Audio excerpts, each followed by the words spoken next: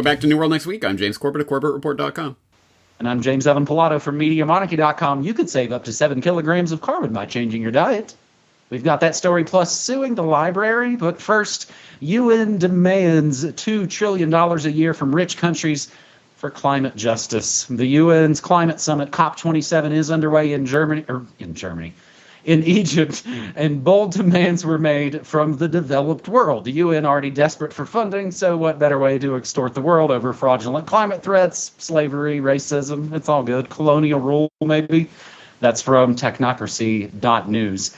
An annual transfer of funds from rich to poor countries starting at around $2 trillion by 2030 and rising thereafter is needed for climate justice, they're calling it, according to a United Nations-backed report, of course, released just recently in the last 24 hours. China has been specifically excluded from the demand for reparations. That seems like what they're really going to call it. Climate reparations seems to be the catchphrase that pays.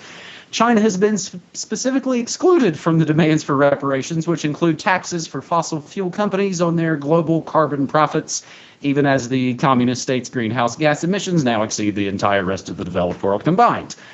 The first $1 trillion alone should come from rich countries, investors, and multilateral development banks, declared the analysis commissioned by Britain and Egypt, hosts respectively of the 2021 UN Climate Summit in Glasgow and this week's COP27 event in Sharm el-Sheikh in Egypt.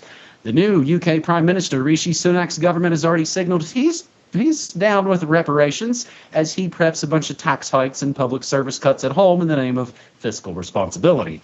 The new 100-page analysis, Finance for Climate Action, is presented as an investment blueprint to deliver on Paris Climate Treaty goals. Rich countries should recognize that it is in their vital self-interest as well as a matter of justice, given the severe impacts caused by their high levels of current and past emissions, to invest in climate action in emerging market and developing countries, said one of the report's leads, economist Nicholas Stern, who authored the landmark report on the economics of climate change. We have the PDF Finance for Climate Change, Scaling Up Investment for Climate and Development. James, why does China get such a sweet deal? Is it because maybe they're Kissinger, Schwab, Rockefeller most favored nation? Is it because they locked down all these people, shanghaied everybody in Disneyland the other day? Or is it maybe because of all those suicides at the Apple Foxconn factory? James, you don't have to answer any of those. Well, how about all of the above? So when people go and start reading this report, as I hope they will, they'll notice that there is this phrase that is embedded in this report, EMDC, Emerging Market and Developing Countries Other Than China. That is the phrase. EMDCs other than China. EMDCs other than China is like this set stock phrase that is used throughout the report. Because yes, China is kept to the side out of all of this equation because, of course, they're not going to pay any reparations. They might not get any of the reparations either. But anyway, they don't have to pay into it. They're not going to change what they're doing. Yes, almost all new coal power construction is taking place in China. Whatever. China continues to be the fastest growing emitter and blah, blah, blah, all this. But we won't talk about any of that. We're just going to concentrate on what you and your personal carbon footprint. You drank with a plastic straw the other day, and therefore the weather gods are mad, or something along those lines. So it's interesting how it continues to swirl around, and they keep trying to find the right propaganda vector for this. It's about saving Mother Earth. No, it's about reparations and justice, climate justice. That's the phrase that'll pay, right, guys?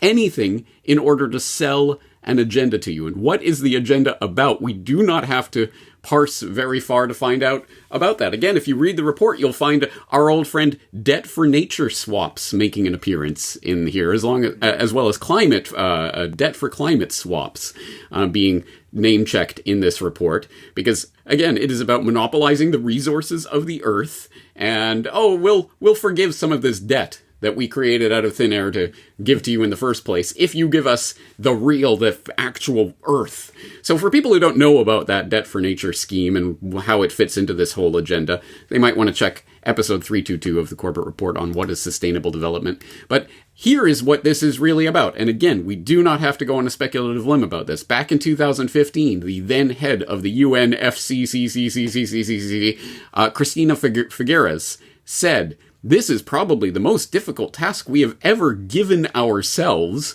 which is to intentionally transform the economic development model for the first time in human history." I wonder what she's talking about. What could that mean? Or how about in 2019, when the chief of staff for AOC said, "The interesting thing about the Green New Deal is it wasn't originally a climate thing at all." Do you guys think of it as a climate thing? Because we really think of it as a how do you change the entire economy thing. Direct quote, guys. Or how about this one? The kind of humorous tongue-in-cheek spin on it from Mark Morano's Climate Depot, but their recent headline, "Greta finally gets it. Greta Thunberg, UN Climate Summit COP27 is a scam that provides an opportunity for people in power to use greenwashing, lying, and cheating." Ding, ding, ding. Yeah, you thought this was about saving Mother Earth? No. This is a scam. It is a debt-based scam to monopolize the resources of the earth and to get everyone involved and to regulate everyone's behavior on top of it. So if people want to know about the big scheme of the G-fans and all these multi-trillion-dollar deals that are being cut on the international stage, I will direct them back to my conversation with Whitney Webb last year about how green finance is monopolizing the planet. I did an editorial, Welcome to the New Economy, talking about this. I've talked about the second most important bank you've never heard of, talking about the 1980s plan for constructing some sort of world climate bank, essentially, that was being forwarded by the Rothschilds and Rockefellers, literally, at the UNCED conference, UNCED, back in 1987.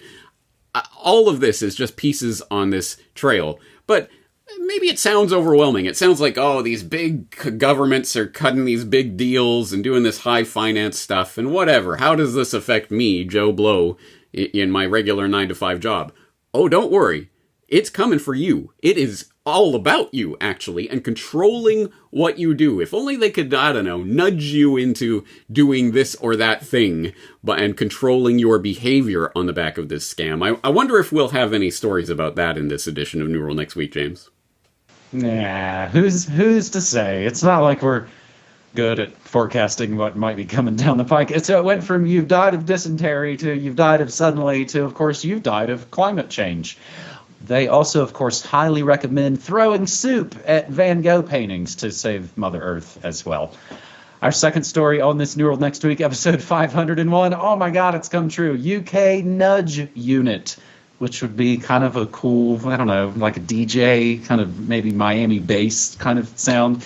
UK, gotta laugh to not cry. UK Nudge Unit recommends banks track carbon footprint of transactions and reward sustainable behavior, an influential UK-based social purpose organization that was blamed for the UK government's use of grossly unethical tactics to scare the public into COVID compliance. They're back for more, recommending that banks use the wealth of data that they hold to provide carbon feedback on transactions and introduce social credit-style rewards and incentives to encourage so-called sustainable behaviors. The measures are being pushed by the Behavioral Insights Team, aka the Nudge Unit, which specializes in using behavioral insights to nudge people into changing their behavior. In a recent blog post, which we do have linked up for you, the Nudge Unit revealed that it had partnered with carbon footprint management company Cogo, C-O-G-O, to explore how banks should go about nudging their customers to go green. Cogo has already partnered with several banks, including the UK's NatWest Bank, which uses Cogo services to provide a personalized real-time carbon footprint tracker in its mobile app. Cogo's carbon footprint tracker displays carbon footprint saving and recommendation messages next to transactions. So it's basically there to nag you, is what a lot of this sounds like, James. The messages include you could save up to 138 kilograms of carbon by taking public transport, and you could save up to 7 kilograms of carbon by changing your diet. I don't know, eating some weird lab-grown meat bugs or whatever. Should banks encourage green behaviors? bi.team is where that blog post is posted there. Another notch on the agenda, James.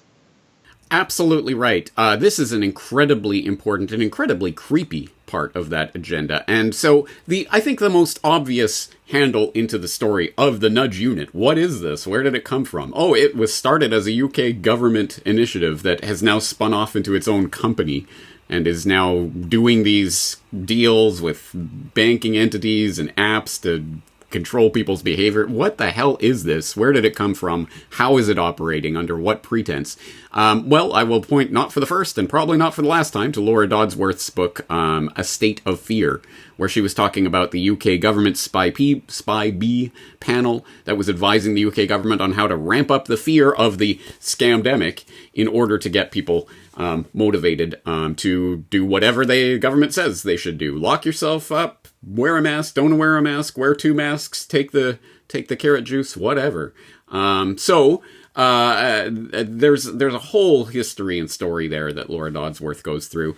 But I think the deeper side of this is, again, it shouldn't be something that's new to our audience. For example, I've talked about the carrot rewards app that in Canada several years ago. We're going to reward you for good behavior. You can play this game and get reward points for Canadian Tire money in order to, if you eat the right thing, or if you have all your vaccines, or whatever they tell you to do, whatever the app tells you to do, which in and of itself is creepy because we know where that's going. Again, go back to my episode on You Are Being Gamed with the most disturbing presentation ever with that guy who was so enthusiastic about in the future you're going to get points for everything. You brush your teeth and your toothbrush will be able to sense that and will be able to say, oh, you get 3 points because you brushed your teeth for 1 minute today. Yay, blah, blah, blah, whatever.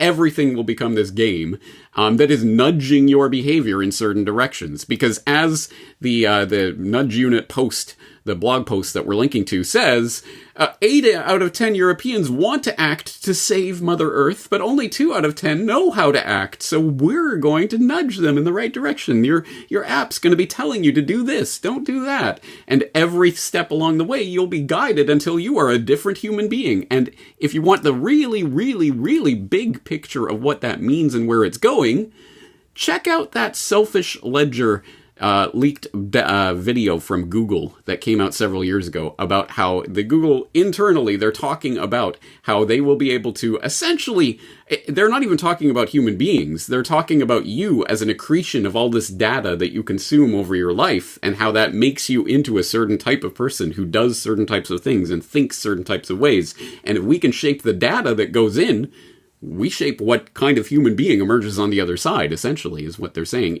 This is what it's about. It's about controlling you at the most fundamental level. What does this have to do with climate again? Saving Mother Earth? Absolutely nothing. Your most scary presentation reminds me of the ordering pizza in the future. That video, that's like 15 years old. It's never not been horrifying, and it only becomes more horrifying as we listen to it. I'll have to add that to the show notes. So, A State of Fear, the nonfiction book, not to be confused with State of Fear, the fiction book by Crichton about the worldwide fascist terror movement of fake climate justice. Ay. Finally, I have to make the joke. So much drama in the LBC. Destructive ruling against LBRY sets dangerous precedent for crypto in the U.S. We grab this yet again from reclaimthenet.org. LBRY Incorporated, LBRY, the company behind the open source, decentralized, blockchain-based LBRY network, and of course Odyssey, has lost a case against the U.S. Securities and Exchange Commission that centered around whether the sale of LBRY credits, LBC cryptocurrency, accounted to an unregistered security offering under the Securities Act of 1933. LBRY CEO Jeremy Kaufman said the loss establishes a precedent that threatens the entire U.S. cryptocurrency industry. The ruling follows a years-long battle between LBRY and the SEC, which began in May 2018 when the SEC started to investigate LBRY. In March of 2021, the SEC sued LBRY and alleged that it had offered and sold millions of dollars worth of unregistered securities to investors when selling LBC. After the SEC complaint was filed, thousands of cryptocurrency supporters rallied behind LBRY. But on this most recent Monday, New Hampshire Judge Paul J.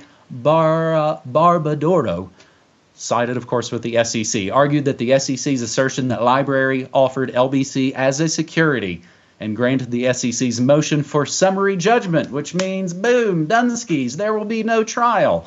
but a status hearing to discuss the process for resolving any remaining issues is scheduled for November 21st.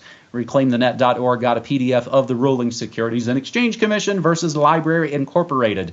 Is this, James, and I've had just to double check with you before we shot today, this is the Securities and Exchange Commission that destroyed their records on insider trading investigations.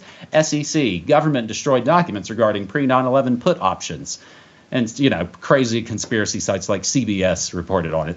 Is this the same SEC, now I'm speculating, James, that'll probably help shepherd in a centralized fiat Federal Reserve imitation of crypto? And is this basically, I thought I could have written this for story one, or even maybe, is this where they steal the real and sell us back the fake? Ding, ding, ding. Exactly. Yeah, exactly. This is what is happening. So it's a crazy case, and it's crazier the more you look into it and get into the weeds of it. If you look into the decision, essentially what the judge is ruling here is that because LBRY Inc., which is separate from the LBRY decentralized network, which has been created, but LBRY Inc. was created as a separate entity, a corporate entity, so that they could then invest in the corporation that would then help the development of the decentralized network, which is a separate entity. They went through 18,000 hoops and all of this rigmarole and jumble to try to avoid this mess, so that whatever happens to the company, and the network will be okay. And look, it's not a security. It's a token that has actual value on this blockchain for this purpose of transferring data on the LBRY network. That's what it's about, and that's why people are invested in it. But the judge is actually saying, no, because LBRY Inc. has 400 million LBC from the pre-mine, they have a stake in this decentralized network, and therefore they're going to try to make that network better. And so anyone who takes LBC is doing so on the assumption that LBRY Inc. is going to be working to try to make the LBRY network better, and therefore it is a security. It's crazy. And I think it's accurately summarized by LBRY's tweet about this. Even after 5 years of fighting and a court ruling, we still honestly do not know how to legally launch a public blockchain in the US.